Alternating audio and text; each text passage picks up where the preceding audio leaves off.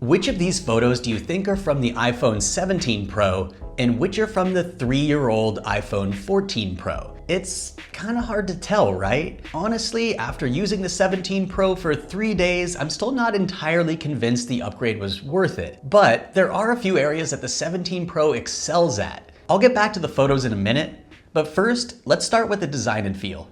The 17 Pro does feel nice in the hand, mostly due to the rounded edges making it more comfortable than the jagged edges of the 14 Pro. But don't expect a lighter phone. The 14 and 17 Pro are both 207 grams, give or take, even with the new aluminum body. This is because the 17 Pro is thicker, wider, and taller than the 14 Pro, which makes things like reaching up for control center a little bit more of a stretch, especially after you add a case. The screen is the same pixel density as the 14 Pro, but tends to be slightly warmer in tone. The bezels are smaller and the screen is slightly larger, but frankly, you really only notice the first few times you pick up the phone. But from what I've seen so far, it's not much of a noticeable difference. What you will notice is the brightness in direct sunlight, which is a solid improvement over the 14 Pro. Coming from the 14, there are also a few new buttons, the action button and the camera control button. For me, I often switch between silent and ring, so the action button is a bit of a step back from when I could tell if my phone was muted or not while in my pocket with the old physical switch. But I can see the practicality for being able to use shortcuts to set the action button to do something useful, like open ChatGPT as an alternative to Siri. The camera control button on the other side is nice for taking landscape photos, but other features like switching between zoom levels are harder to navigate, and it's easy to accidentally trigger the menu when taking photos without intending to. I don't see the camera control button as necessary,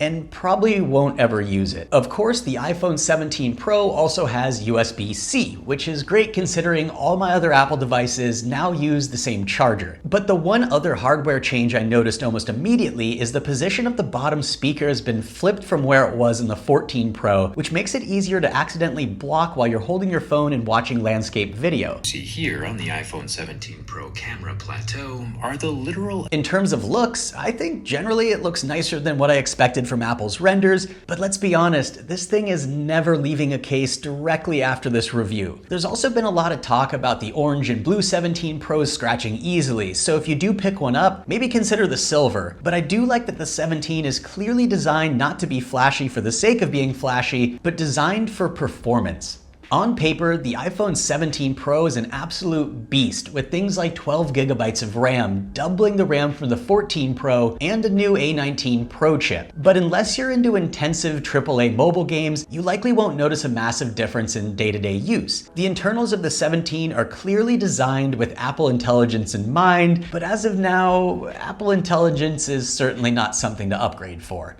Do I have a flight today?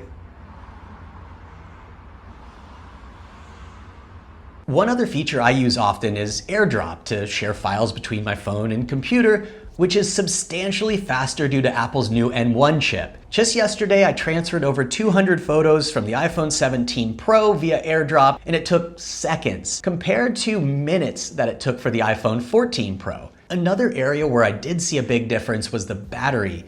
Of course, my 14 Pro only has 80% of its capacity left, but either way, the battery of the 17 Pro and the speed that it charges at have been a very welcome change. In everyday use, I'm ending the day around 60%, if not more, whereas with the iPhone 14 Pro, my battery would be almost completely drained, if not entirely. Plus, with new hardware like the vapor cooling chamber, the battery should stay in good health longer, but as of right now, it's too early to tell how effective it will really be in the long run. The one anomaly I did find was the other day I was taking photos and videos for the comparison between the 14 and 17, and the 17 Pro only had 1% more battery than the 14 Pro at the end of the day. I'm not really sure why that was, but overall in typical use, I am impressed with the battery life and appreciate that you can see the amount of time until the phone is charged. But come on, Apple, can we please see the time until charged without having to wake the phone? There's an always-on display. But anyway, what about the cameras? In the photos I showed in the beginning, the iPhone 17 Pro photos were on the right. In certain situations, you can't tell a ton of difference, and that's because today's cameras rely so much on computational photography, which is really just the phone's software doing most of the work to get the colors and clarity correct. But the iPhone 17 Pro does have a more powerful chip for processing processing photos, larger physical sensors, and a higher megapixel count on all of the rear cameras, which actually makes a bigger difference than I expected. Many of the photos are more detailed and brighter on the iPhone 17 Pro. For instance, in this photo, look at how dull the iPhone 14 Pro's picture looks by comparison. This also applies to night mode shots. Notice the detail in the extra light in the plant in the corner, or the added detail even with the telephoto lens. Colors are often much more accurate in the 17 Pro in night mode as well.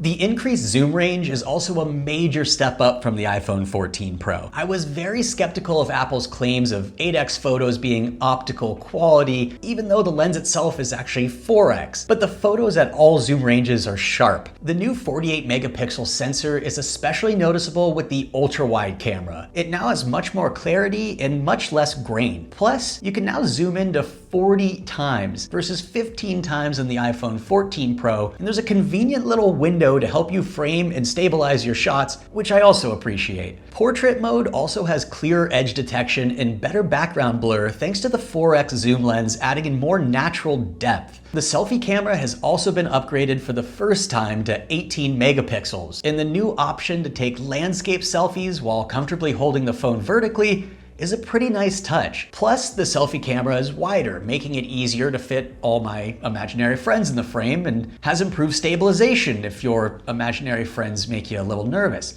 If you're a creator and use selfie mode for photos or videos often, you'll be pretty pleased with the increased quality here. When I was taking all these photos and videos and looking at them on the small screens of the phones themselves, I didn't see much of a difference. But when you zoom in on a larger computer screen, you really start to notice a large improvement. But that's kind of the thing. The cameras are a huge step up, but are they enough to justify the price of an upgrade? That's really up to you and what you do with your phone. And that, in a lot of ways, sums up if you should upgrade to the 17 Pro. Overall, I felt the iPhone 17 Pro was less of an upgrade from the 14 Pro than I had anticipated. I remember going from the iPhone 10 to the 12 Pro, and it felt radically different with new cameras, 120Hz screen, and all new design. But going to the 17 Pro still felt like a small step forward, not a radical leap even after 3 years. If your battery is barely holding up, or you're someone that uses the camera for more than just casual photos or videos, there is a solid argument to be made for upgrading. But for the average person, you're less likely to have that wow moment when getting your hands on the 17 Pro and really notice any major differences. The only other factor to consider if you're on the fence is the trade-in value with Apple. If you wait another year to trade in your 14 Pro, you're probably gonna get about 15 to 20% less. So it is something to keep in mind. Do I personally regret upgrading? No. Do I see much difference day to day? Not really. I am curious to hear though, are you still considering upgrading? And if so, what's the feature that makes you want to? Let me know down in the comments, and while you're down there, hit that subscribe button if you want to hear more honest takes on tech. I got a lot more coming on the way. Would love to have you on board. So thanks for watching, and I'll see you soon.